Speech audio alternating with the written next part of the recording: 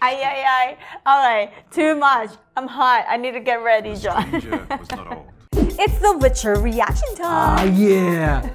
The final Witcher reaction That that we're we're gonna gonna do. do before the show starts. Right. I can tell you right now, this has got to be the most unusual promo I've seen for a series from Netflix. But at the same time, this looks like it could either be brilliant or really just awkward. Henry Cavill is going to be reading a passage of The Witcher from the book. He's sitting there with a chair, right? He's got his fine alcoholic beverage sitting on the side. This feels like it's just something harking back to an old school era of like when they read something on TV. Oh, Really? I can't relate. Maybe my era. Actually, it's even pre my era per se. Considering that The Witcher came from the books, thank you all for reminding me, as if I didn't know. It's just that I play the games first, so my sort of exposure to the world is through games. Understandably, the books are always going to be better. It has always been the case. So this might be one of those things where I think I might actually break out a book and read it again. And this time it won't have pictures like the comic books I read. Oh, I haven't read a book in a long time. Maybe I'll read it too. You think I can understand? Did you understand Harry Potter? No. Well, then you probably won't understand this. Jesus Okay, I'll just Christ. watch it.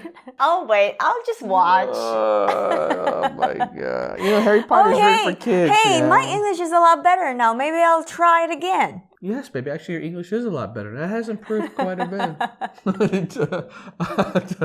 Maybe I can read it again. Maybe. I'm going to read it again. Okay, all right. Okay. Well, Henry Cavill is going to read for us. And this should be interesting. I think he has some actually pretty good voice for a reading voice. He's got a...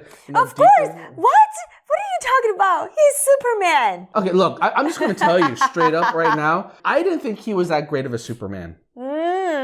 I thought he was a very good Clark Kent. When he was in human form, you can really feel the weight of the world on his shoulders. You can feel the sort of reserved power. But the minute he became Superman, it was just a little wooden for me. Like, honestly, that's just my opinion. I'm just saying that's how I felt. I think a lot of people feel that as well. I think that's why there's kind of been somewhat of a mixed reception to Superman. But that being said, I think he's an amazing actor. I think right now, I'm totally buying that he is Geralt. Not Geralt. No, not like geriatrics, all right? It's Geralt. Geralt. That's right. Geralt. All right, let's listen to Geralt. Geralt, like Gary the Snail. Geralt. Geralt, get it? And away we go. Good evening. My name is Henry Cavill and I play Geralt of Rivia in so Netflix's new sexy? series, The Witcher. I'm here to take you back to where we first met The Witcher, this book, The Last Wish. Let's begin, shall we? He's even pouring his drink. As usual, cats and children noticed him first. A striped tomcat sleeping on a sun-warmed stack of wood shuddered. Shut up! Raised his round head, pulled back his ears, hissed, and bolted off into the nettles.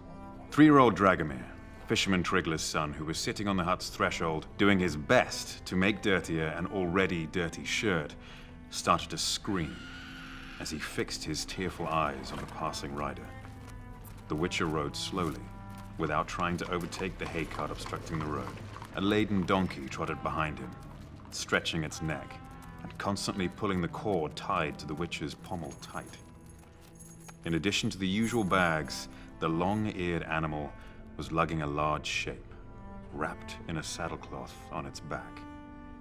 The gray-white flanks of the ass were covered with black streaks of dried blood. The stranger was not old, but his hair was almost entirely white. Beneath his coat, he wore a worn leather jerkin laced up at the neck and shoulders. As he took off his coat, those around him noticed that he carried a sword. Not something unusual in itself.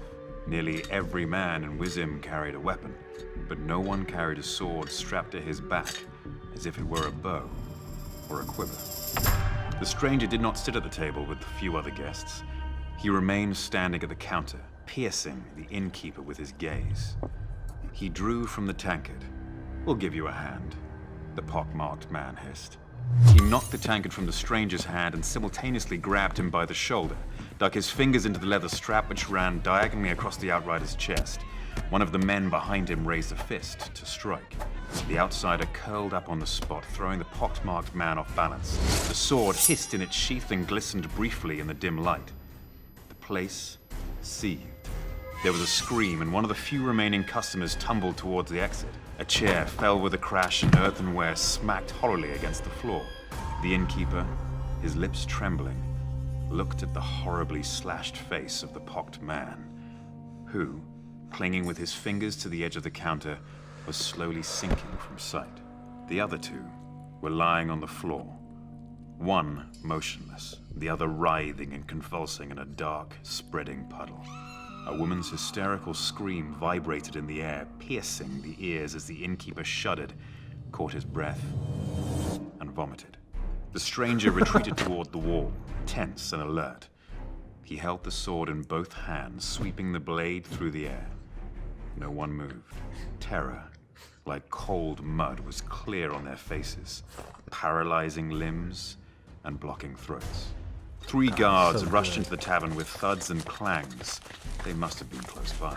They had truncheons wound with leather straps at the ready, but at the sight of the corpses, drew their swords. The Rivian pressed his back against the wall, and with his left hand, pulled a dagger from his boot. "Throw that down," one of the guards yelled with a trembling voice.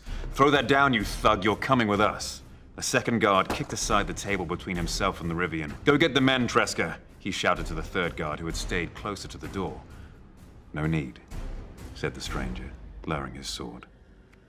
"I'll come by myself." "You'll go, you son of a bitch, on the end of a rope," yelled the trembling guard. "Throw that sword down or I'll smash your head in." The Rivian straightened. He quickly pinned his blade under his left arm, and with his right hand raised towards the guard, swiftly drew a complicated sign in the air. The clout nails which studded his tunic from wrists to elbow flashed. The guards drew back, shielding their faces with their arms. One of the customers sprang up while another darted at the door. The woman screamed again, wild and ear-splitting. "I'll come by myself," repeated the stranger in his resounding, metallic voice. "And the 3 of you will go in front of me. Take me to the Castellan. I don't know the way." "Yes, sir," mumbled the guard, dropping his head. He made towards the exit, looking around tentatively. The other 2 guards followed him out backward, hastily. The stranger followed in their tracks, sheathing his sword and dagger. As they passed the tables, the remaining customers hid their faces from the dangerous stranger. And there you have it. It's not easy being a witcher. Trust me, I'd know. You'd think people would be a little more grateful when you save them from monsters. Thank you for joining me for this reading. But as you know, Geralt's adventure. Yoshi, it's still early. Jeez. My dog is like literally so excited by this. He keeps trying to jump on our lap during this reading. I think he wants to watch The Witcher too. I think so. I swear every time we're watching a Witcher reaction, he's like jumping on our laps going gaga crazy. What the heck?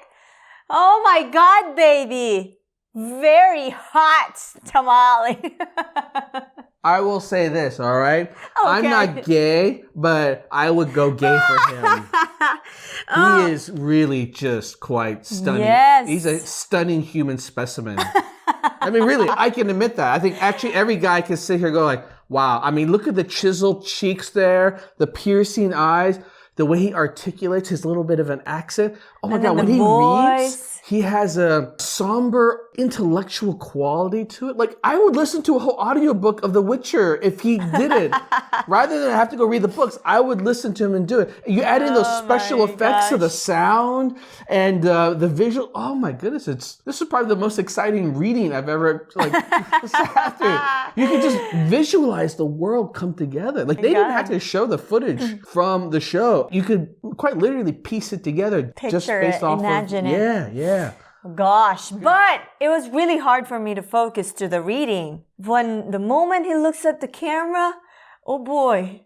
He's like, Ludo, focus. Go back to the... I can't. Maybe the audio is better so that I can listen carefully and understand. Lulu, it doesn't matter if it was him reading this or if I was reading this, an ugly turd was reading this. You're just going to have an excuse of, this sounds like work and I can't follow along. My brain can't follow along. It's just an excuse. That too. And plus his eyes, he's beautiful. Too much going on, John. Boy, oh boy. Yes, so okay, it is kind of hard to read. What is he reading It then? was kind of hard to understand. What was he reading? What was the gist of this reading, Luda? But it's the intro of the book. The book was trying to describe The Witcher, right? How The Witcher was hot. I'm just kidding.